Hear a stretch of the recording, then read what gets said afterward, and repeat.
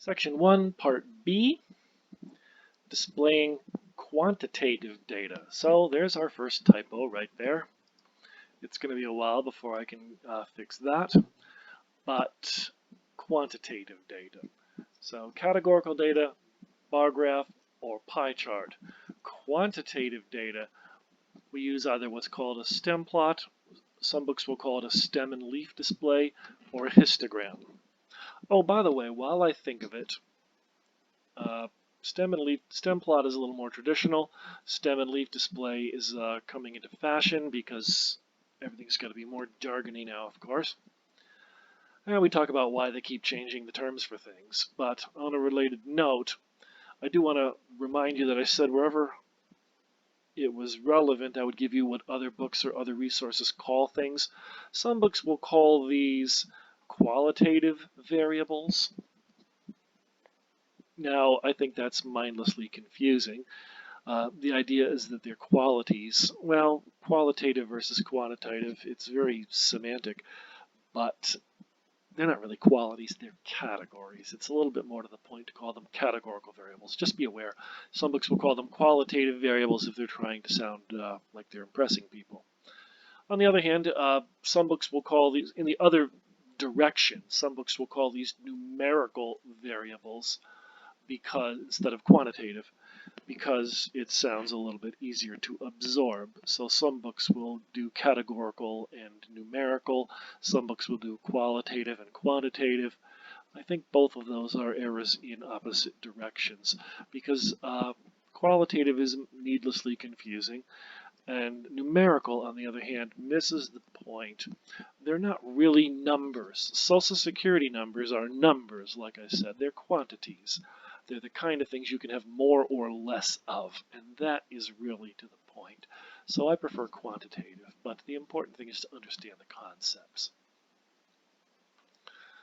So back to quantitative data, again, typo, displaying quantitative data, stem plot, stem leaf display, or histogram. Now, the difference between the two is not exactly the same as what we were doing a minute ago. Bar graphs are things that you and I can draw. Pie charts are a little bit more tedious to create, so we're not going to create them. The usage here is a little bit different. A stem plot is a quick and easy thing to produce. It is the easiest, quickest way to organize your data so that you can see the patterns. Oh, by the way, while we're thinking, whereas a histogram is a more formal creature, it takes a little longer to produce, but it's a more formal display. So stem plot is kind of an informal way of displaying data. Histogram is kind of a formal way of displaying data. By the way, I didn't really do the punchline back up here, but as far as categories go, you can see the types of things we could say about their distribution, right? Which bar is the tallest, which bar is the shortest, are they about, if there's two bars, are they about the same? Does a class or a city have about the same number of males and females, or is there something else going on? All things that you can get pictorially from the pattern, from the visual display of the distribution, you could make observations. How do the bars stack up to one another? Don't overthink it. There's not an awful lot you can do with categories because, again, there's no logical order. It would be meaningless to say that the bars are descending when it's only the order in which you chose to display them, right? But on the other hand, if a city has, if the bar for males and the bar for females is about the same, then that is reflecting something about the real world, right? So there are things about the distribution that you could glean from the picture you've created. For instance, here you could see that about twice as many people have brown eyes as blue eyes. So all things that you can conclude about the distribution once you've got the pictures.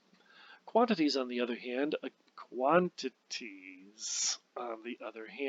have very different types of, very different facets, very different properties to their distributions. We'll talk about. We are, remember, now talking about numbers on a scale, the kind of thing you can have more or less of. So let's say, for the sake of argument, that these are, I don't know, grades on an exam, right? However many there are, and I'm not going to count them. in no particular order. Somebody got 69, somebody got 86, somebody got 70, somebody got 65, and so on and so on and so on. You can either do a stem plot or a histogram. A stem plot is the informal display. And because it's informal, we don't have to put quite so much work into it. A histogram is a more formal creature, and we'll talk about when to pick which one as we go. But for the moment, let's just make a stem plot or a stem and leaf display from these numbers. Now, this is a very big set of data to make a point. You wouldn't want to do freehand, I think, more than that many, for instance. But bear in mind, the more numbers we have here, the more interesting patterns we can theoretically create. So I'm not for a moment suggesting that you would necessarily want to do all this out in the next 5 minutes. But I want to have enough numbers here since this is not, in point of fact, a physical class where time is limited. And I've got to write it all on the board. I'm going to put enough numbers here to make it worth my while. So it'll take a little while to organize these into a stem plot, but it's probably still easier than the alternatives. You do the stem plot in 2 stages. First of all, we'll separate them out by leading digit. And then secondly, we'll organize them high to low on each line. So I'm not displaying the 2 stages here, but we'll start off with a 3 bar, 4 bar, 5 bar, 6 bar, 7 bar, 8 bar, 9 bar. It's not really a bar. It's the closest thing we can do in this text font, in this Courier font, to drawing a line. So 3, 4, 5, 6, 7, 8, 9, and then draw a line, separating them from everything that follows. That's what I'm trying to create here. There is a reason I use a Courier font here, as we'll see in a minute. We want these all to be equally spaced so that they're above and below one another, and a Courier font will do that for us. That is, a 1 should take up the same amount of left-right space as a 9, and so forth. So 3, 4, 5, 6, 7, 8, 9, draw a line. There's no reason you can't do it in descending order if you prefer. 9, 8, 7, 6, 5, 4, 3 might be slightly more appropriate for grades. You might want the high ones toward the top if you're doing grades. But because the stem plot is an informal display, you can go either way. Vertically speaking, low to high or high to low. Doesn't really matter. Whichever looks better given the situation. So we'll do it in 2 stages. Stage 1 is not pictured. What we'll do, 3, 4, 5, 6, 7, 8, 9, draw a line, is then we'll go through the list and we'll put a 9 on the 6th row. And then we'll put a 6 on the 8th row. And then we'll put a 0 on the 7th row. And so on and so on. We'll put a 5 on the 6th row. That'll be our second one. And so forth and so on and so on. And then you've got them all separated out. All the ones in the 30s, all the ones in the 40s, all the ones in the 50s. And you can be a little sloppy about that. And then we'll make our nice one. Then we'll go back and having done that, we'll organize them low to high on each line. Low on the left, high on the right. So when this is all said and done, you should have 4 numbers here.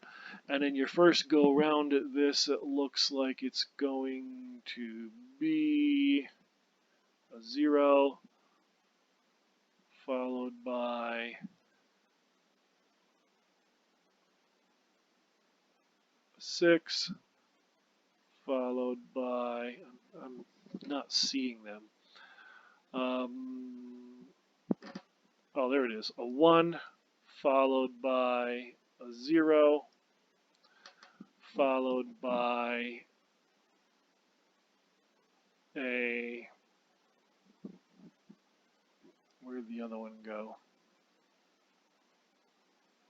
A 6 followed by a 1, right? And then in our second go round at it, we'll put them low to high, 0, 1, 1, 6, and so on and so on. So our finished product, our second drawing of the thing, we'll put them low to high on each line. So that we can see that the 69 ends up as a 9 on the 6th row, and the 86 ends up as a 6 on the 8th row, and the 70 ends up as a 0 on the 7th row, so bolded is the first 3. Okay? And then we've got them nicely displayed. For the future, they're also in increasing order, right? We've also ordered this list in probably the most efficient amount of time if we're doing it freehand.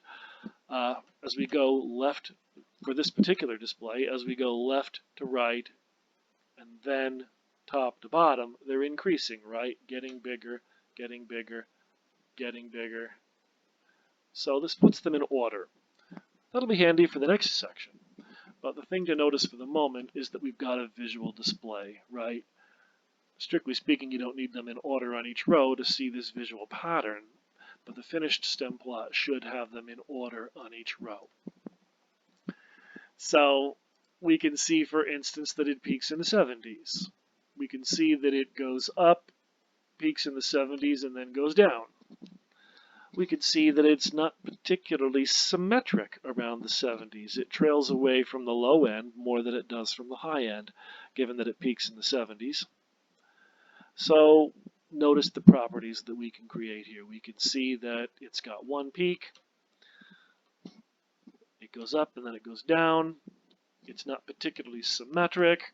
There's more in the 70s than there is in the 30s, and so forth and so on. And we've got some very nice visual display of that set of numbers. And we'll talk about the various properties of a distribution of numbers as we go, but in particular, notice you can see that it has one peak. I don't mean that it's got one bar which is taller than all the other bars necessarily. I mean that the physical pattern is that it goes up and then it goes down. So in that sense, it peaks out once. If you've got 2 or 3 bars that are a tie here, all right next to one another, it's still one peak. We'll talk 2 peaks would be up, down, for instance, is what I'm saying. We'll look at that a bit later. So basic stem plot.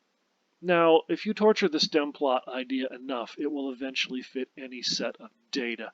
For instance, in the grand scheme of things, it does absolutely no harm. If somebody gets 100 on the exam, then we have a 10 row here with a 0 after it, right? So they don't necessarily have to be one digit over here. Let's say you had a bunch of numbers. Let's say you had 30, 40 numbers between 140 and 160.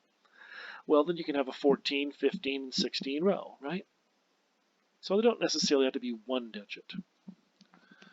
Alternately, what if this had been 690, 860, 700, 650, 510, 660, and so on and so on and so on? Well, then we could just lose that last 0 and do exactly what we just did and still have a reasonable display of it. Let's go one step further. What if this had been 687? Call it 690, lose the 0. What if this had been 862? Call it 860, lose the 0. What if this had been 703? Call it 700, lose the 0, and so on and so on. So you could still, even for 3-digit numbers, just by rounding that last place and then losing the 0, you could still make a histogram, a stem plot. So the point is, any set of data, if you torture it enough, will eventually fit the stem plot scenario, but it does miss the point. Anything that is forcing you to put that much thought into creating a stem plot, you may as well do a histogram instead, and we'll talk about that a bit later. So the whole point of the stem plot is to be quick and easy. If you're really having to work to create the stem plot, then you may as well do the histogram. But for the right set of data, mostly 2-digit numbers like we see, it can be a very nice way of displaying them much more quickly than you could with a histogram. So what are some other variations on a theme that we can do here? Is we can do a split stem. Let's say, now this is not a bad display for this particular set of data, but let's say that it wasn't. Let's say that you had 2 or 3 rows and 20 or 30 things in each row, so that it was too bunched up. It was too physically bunched up. Too many rows, too much stuff in each row. Maybe something like that, right? Then you might want to spread it out a bit. And that being the case, you could do what we call a split stem plot. We'll just have a low and a high category, right? Low 30s, high 30s, low 40s, high 40s, low 50s, high 50s, and so on and so on and so on. Now again, remember, we are talking quantities, So although it doesn't matter whether you go up or down, 3, 4, 5, 9, 8, 7, be consistent about it, right? I mean, they've got to be in the logical order. Low 30s followed by high 30s, followed by low 40s, followed by high 40s, or upside down, it doesn't matter. But of course, you know, the high 30s are between the low 30s and the low 40s, for instance. So 0, 1, 2, 3, 4, 5 digits, 5 digits, 5 digits. 0, 1, 2, 3, 4 we'll put on the first bar. 5, 6, 7, 8, 9, also 5 digits, we'll put on the second bar. So the 0, 1, 2, 3, 4 is on the first, the 5, 6, 7, 8, 9 is on the second. So there we go, right? So the 0, 1, 1 goes on the first bar, and the 6 goes on the second bar. The 0, 1, 3 goes on the first, the 7, 8, 9 goes on the high 40s. The 1, 2, 2, 2, however many 2s, 4, 4, 4 goes on the low. 5, 6, 7, 8, 9, the 7 and the 8 go on the high, and so forth and so on. Notice a couple of things. Notice that I can't get this all on the screen at the same time.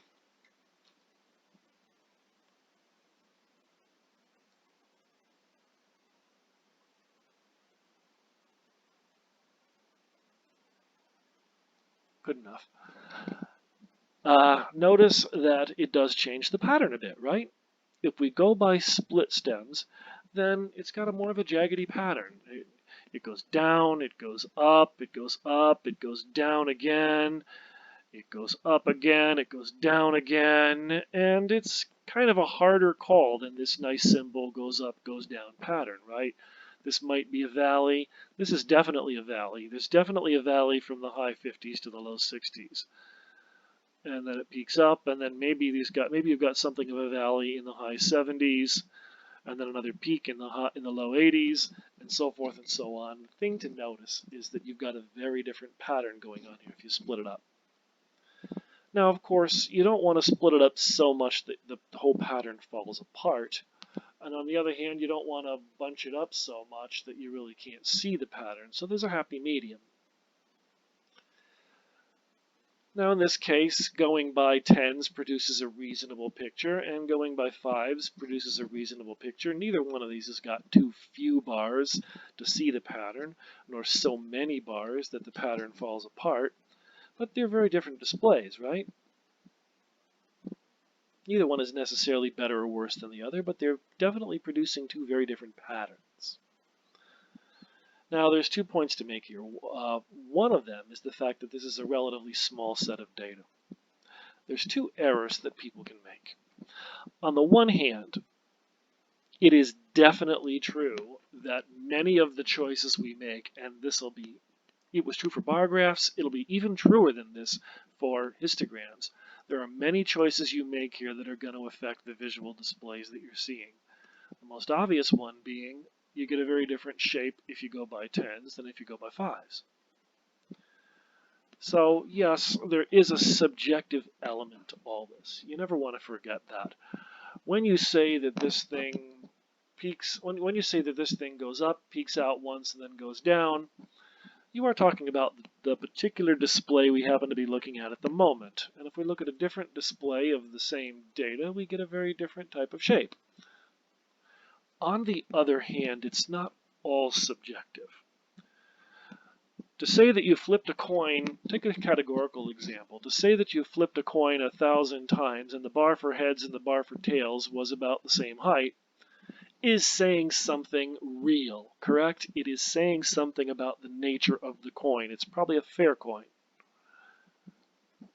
So it's not all subjective either. Where we're going with this is that certain types of data naturally have certain shapes. So yes, in the short run, a lot of the choices you make can affect the displays that you're seeing.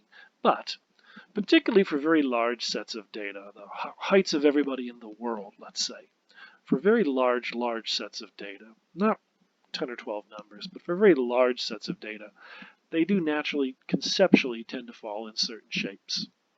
And we'll talk much more about this as we go on. So first off, you make a good faith effort at a reasonable display of it. I wouldn't say that either one of these is particularly unreasonable, but they're certainly very different.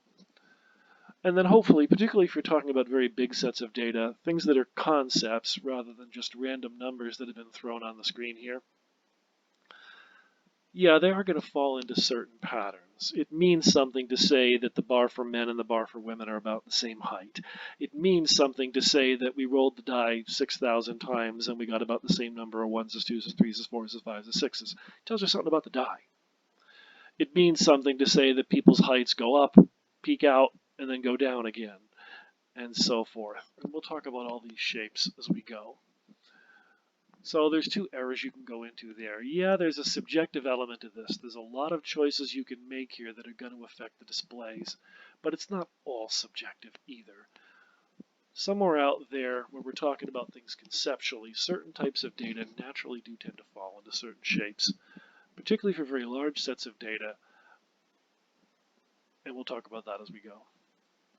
And that's just what I'm saying here. Notice that these will affect the visual features you see.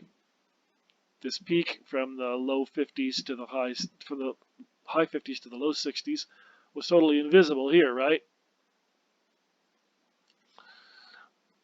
A back-to-back stem plot will display two sets of data, one on one side, one on the other. I don't have a good one of these in my notes, but they would look something like this. Let's say I've got two classes, and I want to look at how they do comparatively relative to one another. So over here on this side, I've got the stem plot for the Wednesday class. Low grade 62, high grade 95, peaking out in the 80s, something of a valley in the 70s. Over here in the Monday section, I've got a second class going this way. Observations, the Monday class is a little bigger than the Wednesday class. Second observation, it also peaks out in the 80s, but it trails away a little lower. There's a lot of grades that are lower in the Monday class than there were in the Wednesday class. There's not so many grades that are on the high side over here, relatively speaking, right? Or even absolutely speaking. There's only 4 of these out of a much larger number, and there's many more of these out of a smaller number. So you can see just by looking at them that that the Wednesday class is smaller, but overall it did better. Back-to-back stem plot. Now, again, all of these authors of these statistics books have to justify their existence, so they're all going to change little things that don't really matter that much. This is the typical way that you see a back-to-back stem plot, with its finished product going bigger numbers going off toward the right over here, as they do, and on the other side, bigger numbers going off toward the left. Our book, for reasons best known to our author's psychiatrist, decided to go in increasing order on both sides. That looks a little weird.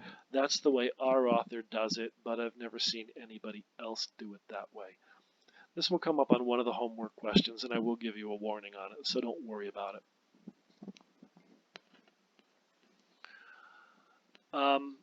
As for a histogram, the more formal alternative to a stem plot, well, obviously, if you've got 200 numbers here, you're not going to be doing a stem plot by hand. I don't know how many there are here, but I didn't exactly do this one by hand either. Even this is a bit much to be doing it by hand, which I assuredly did not. I used a program. So again, if you've got something more than maybe that many, charitably speaking, you wouldn't necessarily want to do a stem plot. It's tedious. Anything, remember, including tedium, that makes the stem plot complicated, it's probably easier to do a histogram. So if you've got a very large set of data, over 100 numbers in this case, then you can do a histogram. The histogram is the formal display of quantities, and it looks a lot nicer, but it takes a little bit more work to produce. Now, for some reason, I put these in descending order, probably because I was thinking about grades. But different set of data. I don't think this is meant to be the same set of data. Maybe it is. I would be very surprised. It could theoretically be the same set of data, but I haven't checked it out. Anyway, let's say that you've got a set of data.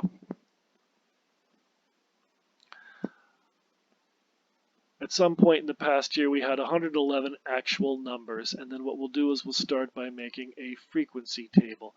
Very similar to what we did for the categories, right? Only now there's a logical order to them. I put these in descending order. You could just as easily do them in ascending order. But we've got the 90s, the 80s, the 70s, the 60s, the 50s, the 40s, the 30s. I mean, you wouldn't have the 80s followed by the 40s, for instance, right? You can go up, down, down, up, but there's a logical order to those. They're not really categories, right? They're intervals. They're ranges, if you like. Call it the 90s category, but it's not really a category. There is a logical order to these. Anyway, 12 of the set of numbers, I do not remember off the top of my head whether it was this exact set of numbers. It plausibly could be. But of some set of numbers that we had in the past, we've tallied it up, right? 12 of them were in the 90s, 24 of them were in the 80s, 32 of them were in the 70s, and so on and so on and so on. Notice you've got a lot more flexibility. I'm still going by tens, but I don't have to. Now, as far as a stem plot goes, you can go by tens, you can go by fives.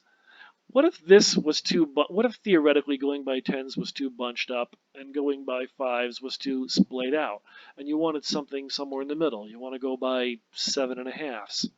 Well, it's not going to happen, not with stem plots, not with digits. You can split this a little further. Some books will go as far as 5 of each, right? 0, 1, 2, 3, 4, 5, 6, 7, 8, 9, and so on and repeat. So you could split it up even further if you wanted, or in a different way, I should say, so that we've got 5 of each rather than 2 of each. But the bottom line is 10 is only divisible by 5 and 2. You can go by 10s, you can go by 5s, or you could go by 2s, not pictured.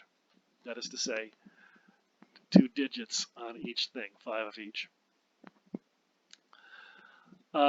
But if you want to go by 7.5s here, knock yourself out. It's not going to be pleasant creating those, but you theoretically could, right? You can go by 10s, you can go by 5s, you can go by 8.2s if you want. You'd have to work out the ends, and it would be tedious, but you could if you wanted. So it's got a lot more flexibility. Now, to do this properly, of course, it should be all the same width. These are all 10 long. You wouldn't make one 10 long and one 5 long. But you can pick whatever length you want. It doesn't have to be 10. It can be 5, 30 to 35, 35 to 40, 40 to 45, 45 to 50, or you can go by 4s. You can go by 3.5s if you want, right? So you've got a lot more flexibility there. You can spread it out enough so that you get a nice picture, but not too spread out so that the picture falls apart.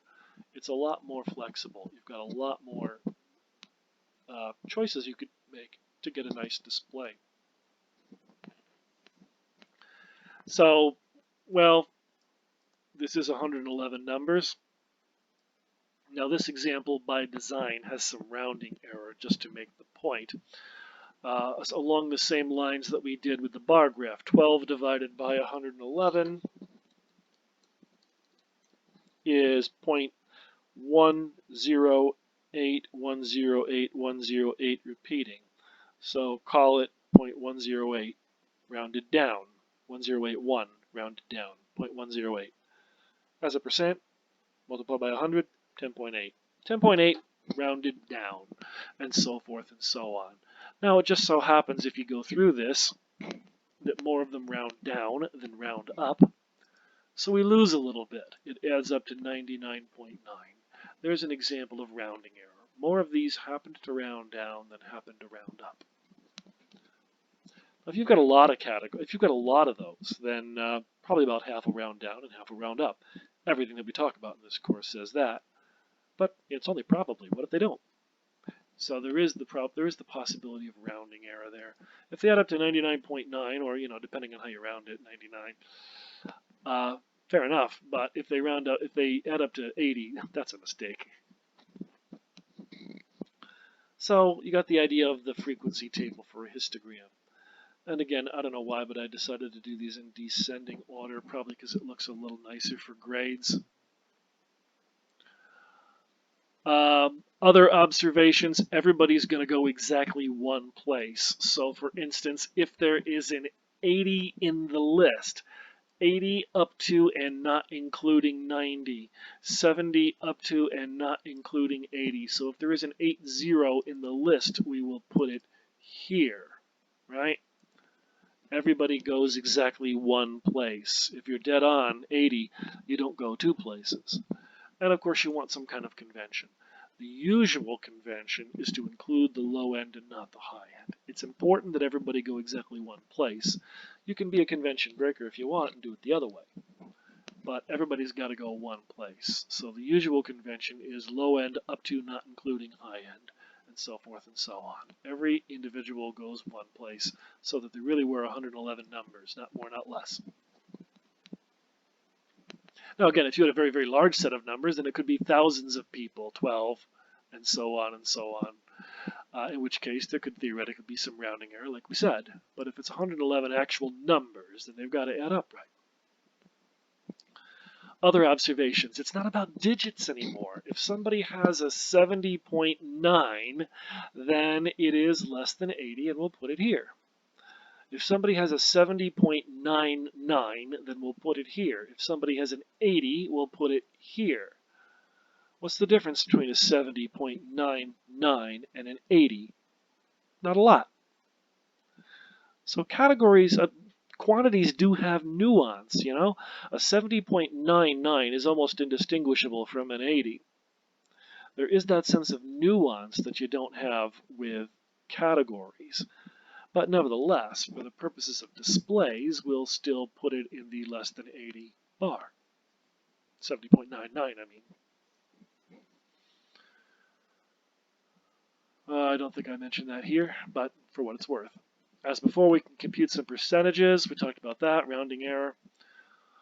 Now, as far as the actual display goes, we could do it for frequency, number of people, or we could do it for percent, or we could do it for relative frequency, proportion, 0.108, 0.216, 0.288.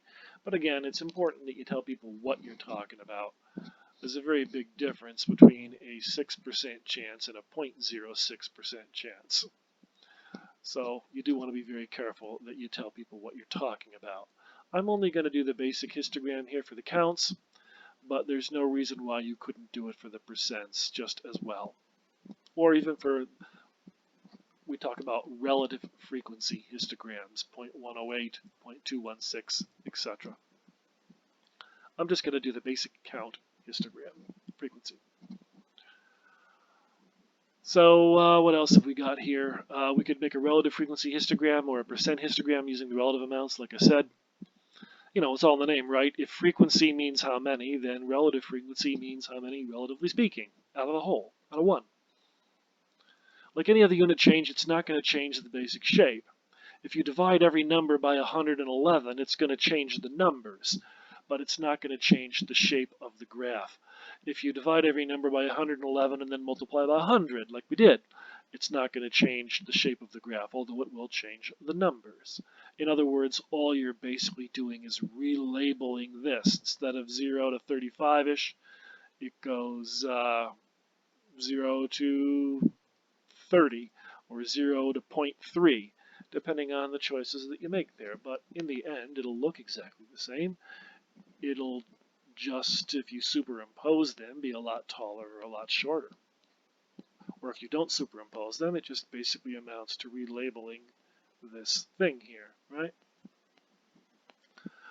We have more flexibility. We talked about this. You can go by sevens if you want. It's not pleasant to work out the ends, but you could. So then the histogram is not that hard to understand in general terms. Properly drawn histogram observes the usual mathematical conventions. It's a formal creature, not like a stem plot. So the mathematical conventions are that bigger numbers go up and bigger numbers go to the right, which is what we see. So of course, vertically speaking, the bigger numbers go up. Again, some books will tell you it's vitally important to start at height 0, others not so much, but whether you do or not is going to affect the patterns you see. If you start this thing at height 4 and make this the ground, it's going to ever so slightly affect your shape. And it could make a major difference if the conditions were just right. Alternately, if you want to do things sarcastically to have lousy displays, go for it, right? If you label this thing 0 people to 1,000 people, then you're going to have so many microscopic bars down here, right? That's just bad display. But it certainly will affect what you're seeing, is my point. So there's a lot of choices you can make here that will affect what you're seeing. Some of them are not so obvious. So the basic concept is pretty clear, right? For the 30s category, we'll have a bar at height 4. For the well, it's not a category, it's an interval. For the 30s category, we'll have a bar at height 4. For the 40s category, we'll have a bar at height 7. 4, 7, 11, 21, 32. 4, 7, 11, 21. Peaks at 32. Then we've got 24 and 12. 24, 12. So we've got a nice display. Observations. No gaps between the bars. A 49.9 wouldn't be substantively different from a 50, even if it's in a different bar. So because we do have that nuance, that sense of one-dimensional, more or less back and forth, gradually flowing from one end to the other, a histogram properly drawn preserves that nuance by not having gaps between the bars. Bar graph categories have gaps. Histograms, numbers, do not. Now, that being said, there is a convention out there. It is a minor convention. Most books will not do it. Some resources will do it, where if you can only be whole numbers, like number of words, number of letters in a word, 1 or 2 or 3 or 4 or 5, not 4.5. In cases where you can only be whole numbers, some books will put gaps between the bars in the histogram. But for our purposes, the way I'm going to teach it is that the histogram never has gaps. And that's what you'll see when we do that particular example in the homework. There is a horizontal scale, right? So as different from the bar graph, there are no gaps. As different from the bar graph, there is a horizontal scale, right? Horizontally from 30 to 100. This bar does have the width of this bar does have a significance. It is 10% on an exam, 10 grade points. I don't want to call it percent, that'll just be confusing, but 10 grade points. Whereas if it was half as wide, it would be 5 grade points, and so forth and so on. The width of the bar signifies an increase of 10 units, call them grade points. Feet, gallons, whatever you're talking about. There is a logical order to the intervals, right? 30, 40, 50. Unlike the bar graph, they do come in a logical order. Low on this end, high on this end. Observations. Horizontally speaking, there is absolutely no reason to start at 0. Nothing in the 20s, nothing in the 10s, nothing in the zeros, bar over here. That would add nothing to this picture except empty space. And then again, you could be talking about temperatures, right? You could be negative 40 degrees, negative 30 degrees, negative 10 degrees. So starting at 0 has, for the concept in question, temperature, for instance, doesn't have to be positive. For the concept in question, there's no particular reason to start at 0. If everybody's got grades between 80 and 100, then there's no reason to have empty space from 0 to 80. It just looks tacky. So start where you start to get stuff. 30s anyway. Other observations, looking at this bar graph, looking at this histogram, or even looking at this frequency table, we have no idea what the numbers were, right? Take the 80s category. 24 numbers were in the 80s, and here they are. But were they 24 numbers in the high 80s, or 24 numbers in the low 80s? Maybe it was 24 89s. Maybe it was about as many 80s as 81s, as 82s, as 83s. What about 2 or 3 of each? Or maybe it was mostly numbers in the low 80s and 1 or 2 in the high 80s. We have no way of knowing from this, and we have no way of knowing from this. For that, we'd have to go back to the original set of data. Point is, if you did want to go back and go by 5s, 30 to 35, 35 to 40, 40 to 45, 45 to 50, and use twice as many bars here, you would have to go back to the original set of data, make a new frequency table, and so on. What we're seeing here and here is not going to enable you to produce that, right? Well, by definition, whenever you simplify things, you lose information. You can only hope that the information you retain is worthy of study. And it is. We've got a pretty good display of it here. It goes up for a while, it goes down for a while. It peaks out once, up, peak, down.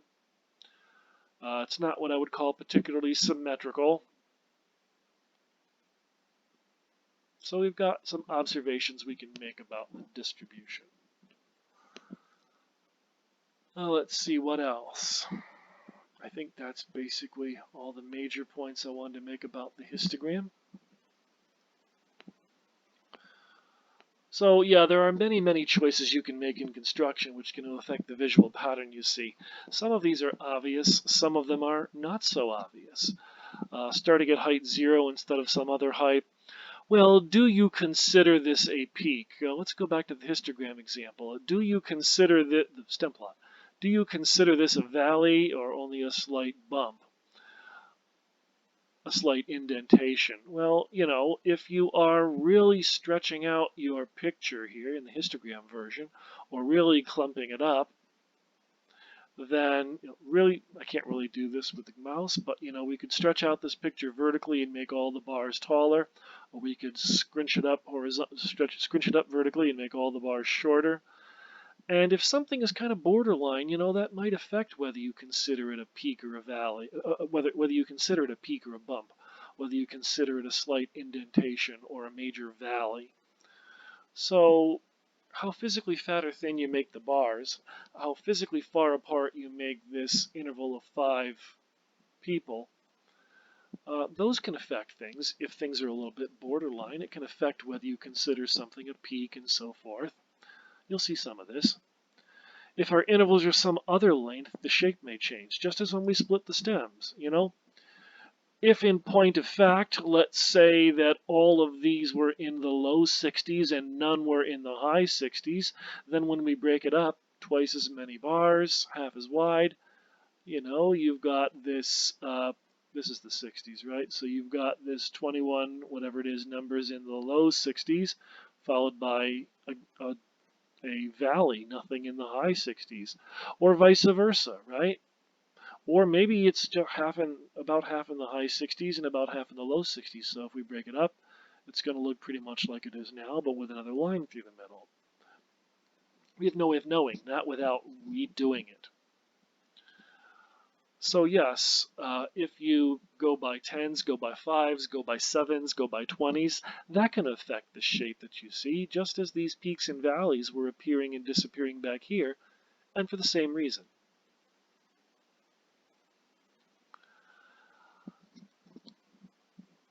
What else? Now, this one's a little bit subtle, and it's one that most people don't catch. I don't know why you would ever want to do this, but the point I'm trying to make is that theoretically you could. If the numbers were just right, then you could go by tens in some other way, right? 23 to 33, 23 up to and not including 33, 33 up to and not including 43, 43 up to and not including 53. Who knows? If the numbers were just right, then a lot of numbers that were in one might spill over into the other, and it might do something interesting to the shape. It might make some peaks and valleys materialize. What if, for instance, what if you had about half as many in the low, you had about half of these in the low 60s and half in the high 60s, but what if the half in the low 60s were all 64s and the half in the high 60s were all 65s? Then even a slight change like that could pair them together or pull them apart and have weird effects on the shape, right? So I don't know why you would ever want to do something this weird, but my point is that there are a lot of subtle decisions you could make here which could theoretically change the shape, particularly when the set of data is small. Large sets of real-world data naturally tend to fall into certain patterns. How physically far apart we draw the tick marks can change our impression. Like I said, would you call it a peak? Well, if the bars are fatter, maybe you'd call it a peak. If the bars were thinner, maybe you wouldn't, or vice versa. So there's a lot of things you could do there. Some other histogram choices for the same set of data. Well, there you go. You see, if you go by fives starting from 30, then you have some interesting things appearing and disappearing. 55, I guess it was the same set of data because 55 to 65 is pretty Spartan. That's definitely what you'd call a valley.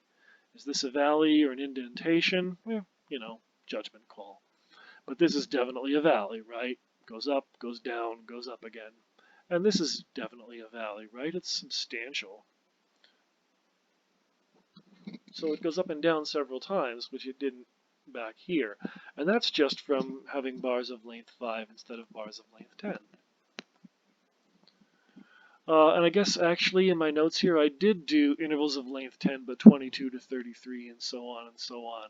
So let's look at those side by side. So there's that one, relatively reasonable. 30 to 40, 40 to 50. 23 to 33, 33 to 43. Already, we're seeing this valley starting to materialize just from slightly reorganizing how we do it. Still intervals of length 10, but organized in a different way. Slightly different pattern. Now, a distribution of quantitative data, that is, numbers, stem plots, or histograms, have three major characteristics: shape, center, and spread. These aren't technical terms, they're broad concepts. We'll discuss center and spread in detail in section 2, but we can talk about them geometrically here, informally. Bear in mind, section 2 will be very objective, things to compute. Everything we talk about in section 1 is subjective. Eyeball judgment calls from pictures we happen to produce when we might have produced some other picture. It's not all subjective, we've talked a little about that, but a lot of it is. So these are subjective ideas. Center and spread we'll discuss in section 2. Shape is more or less self-explanatory. This is a different shape from this.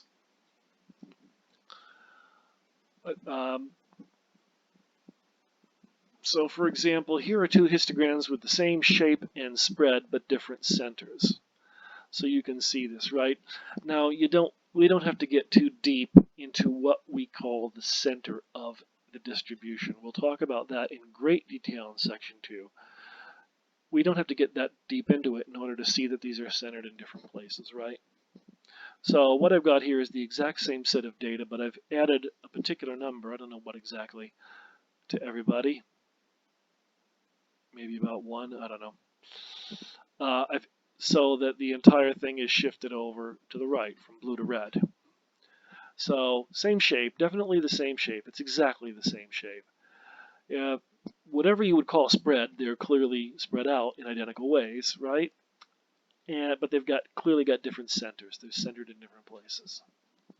Alternately, we have same shape and center but different spreads. So they've definitely got the same center. These two have definitely got the same center. And in a broad sense, they've got the same shape. Now this shape is not a technical term, neither is center. Put them in quotes, like I did. But think of it this way.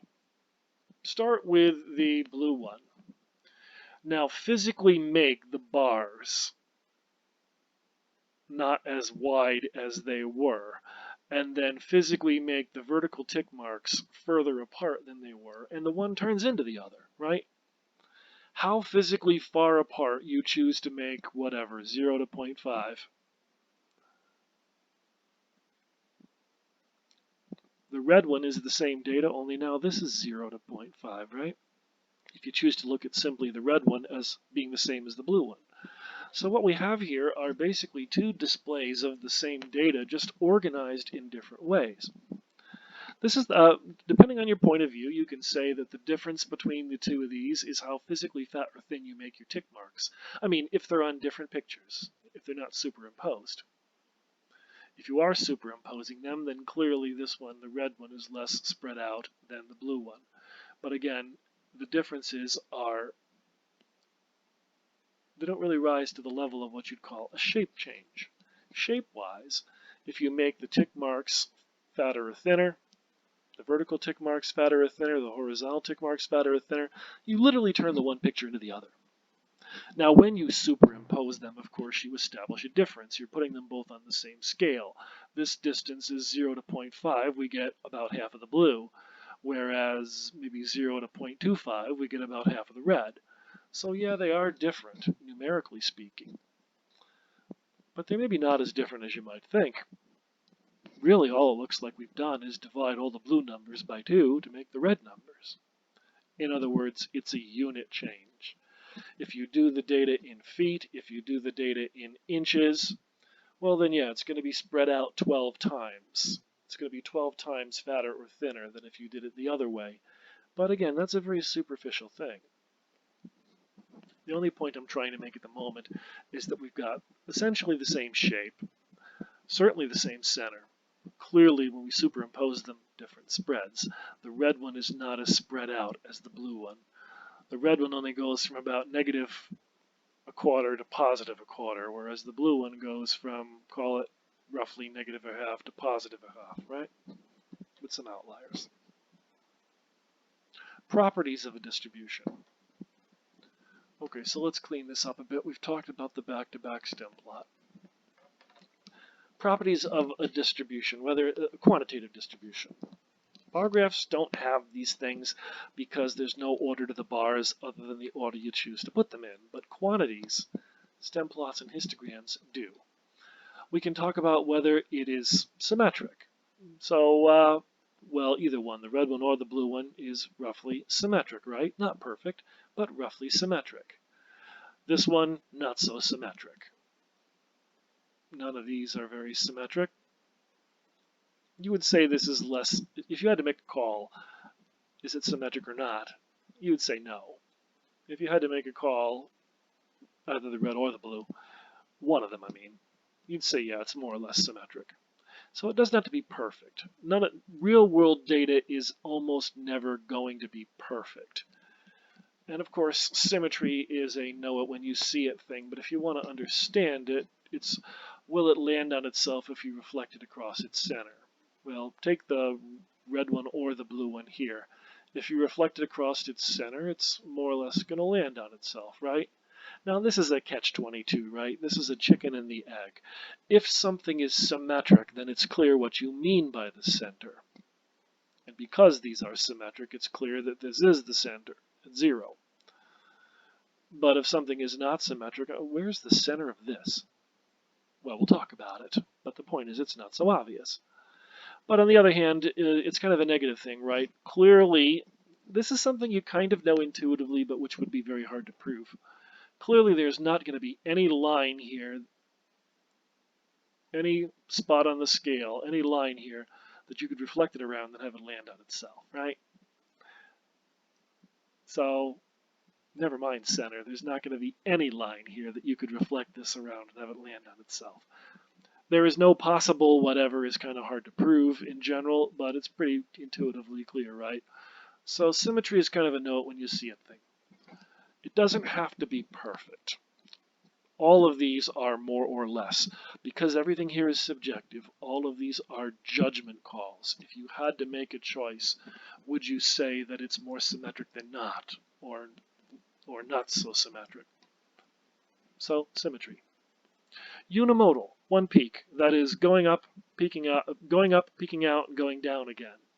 Now this is a good one to make the point because there's so many bars here. Take the blue here.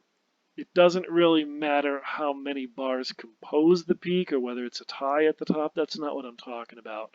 When I talk about one peak, I mean going up, peaking out, and going down again. Unimodal, red unimodal, blue unimodal. Both of those are unimodal. Goes up, goes down. That one not so much. That one kind of goes up, goes down, goes up, goes down. Again, there's not a lot of difference here between, 7 and 10.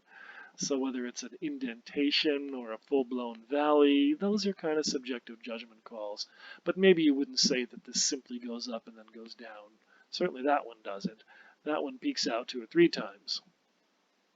But this one does, right? This one is unimodal. That one goes up, peaks out, and then goes down. But it isn't what you'd call symmetric.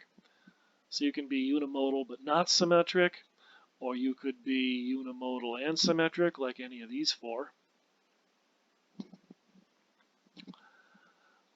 Bimodal, two peaks. Now, again, I don't mean two bars composing a peak. I mean goes up, goes down, goes up, goes down. Two peaks with a valley in between them.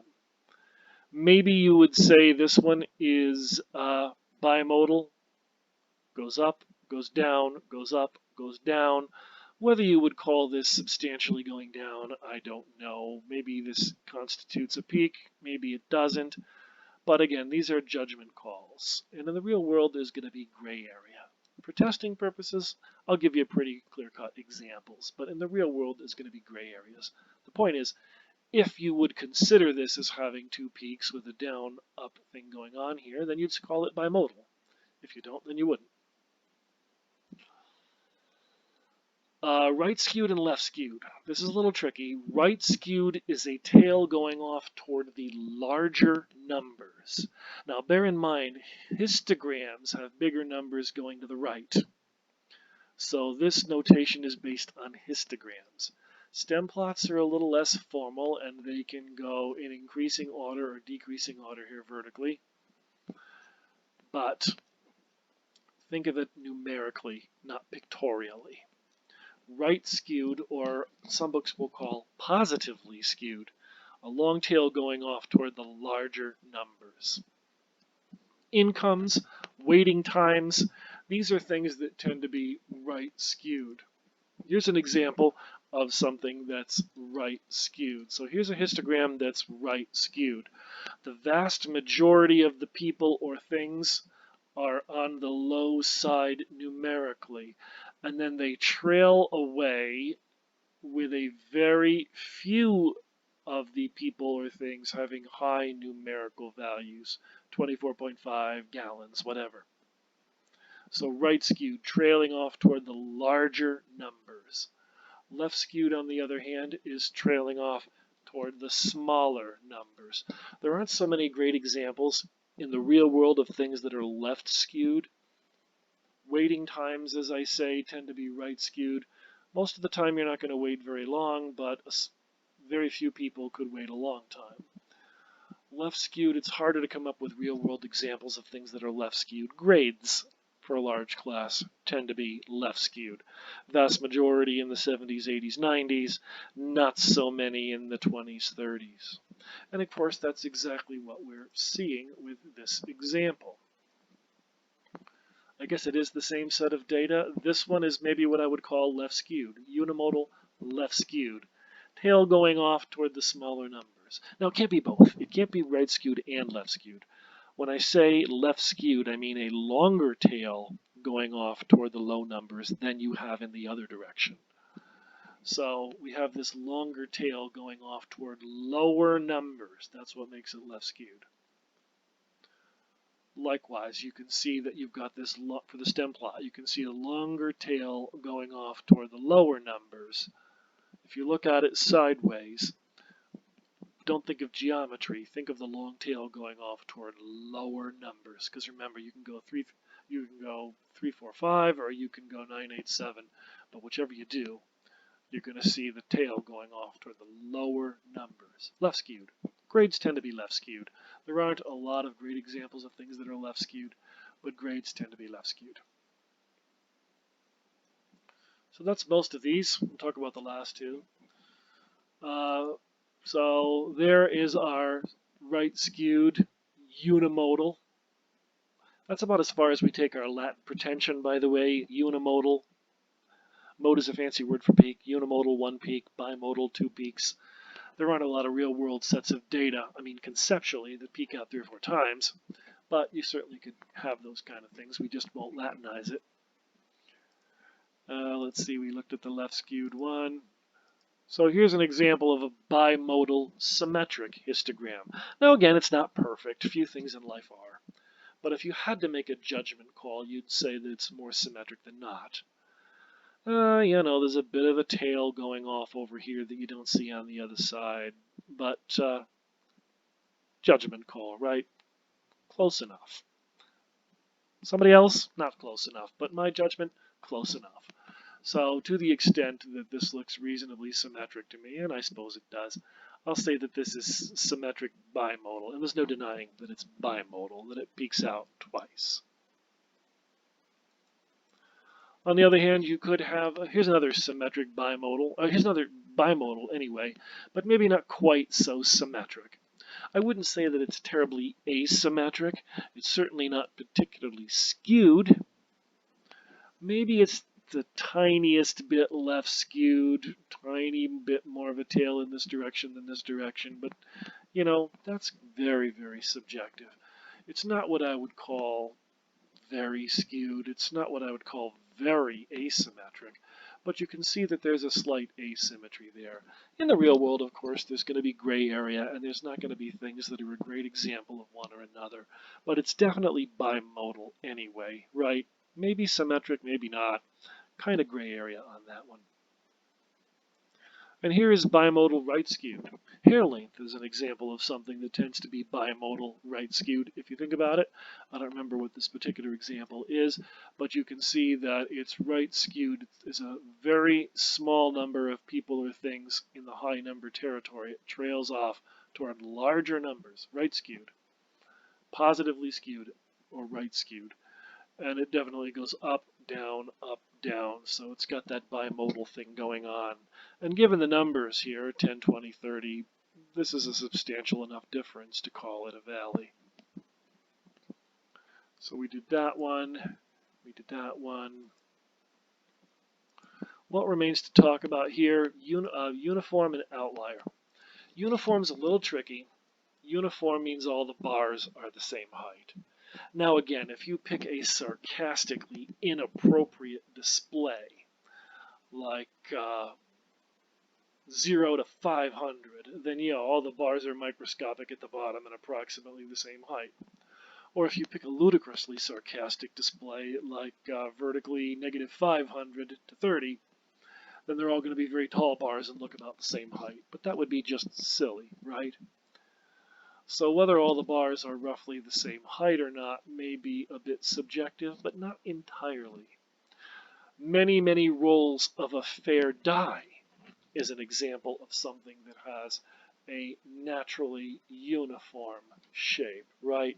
If you roll this fair die, I don't know, 30,000 times, then we get about 5,000 ones, 5,000 twos, 5,000 threes, 5,000 fours, 5,000 fives, 5,000 sixes. It's not just a subjective display. It is clearly the natural result of having a fair die, right? If you got anything radically different from this on 30,000 rolls of a fair die, you'd start to reconsider whether it was a fair die. More on that in the latter half of the course. But clearly this is the kind of behavior you would expect a fair die to do. Rectangular, straight across, horizontal, all bars roughly the same height, uniform. So rolling a die many, many times is probably the archetypal example of a uniform distribution. Many people mix up uniform with something like this. This is not uniform. This is what we would call a normally distributed, more or less. We'll talk about that in a future section, but it's certainly not uniform. Uniform is rectangular. Outliers, individuals outside the general pattern. Oh, by the way, while I think of it, right, as I mentioned, right skewed is also called positively skewed. Our book likes to do that. Left skewed is also called negatively skewed. Not a term I'm greatly fond of, but one which our book tosses around if you happen to encounter it. Outliers, individuals outside the general pattern. Now bear in mind that there can only be a relatively small percentage of individuals outside the general pattern, right?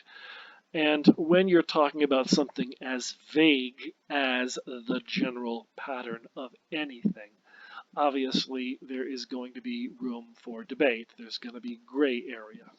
Is this outside the general pattern? Yeah.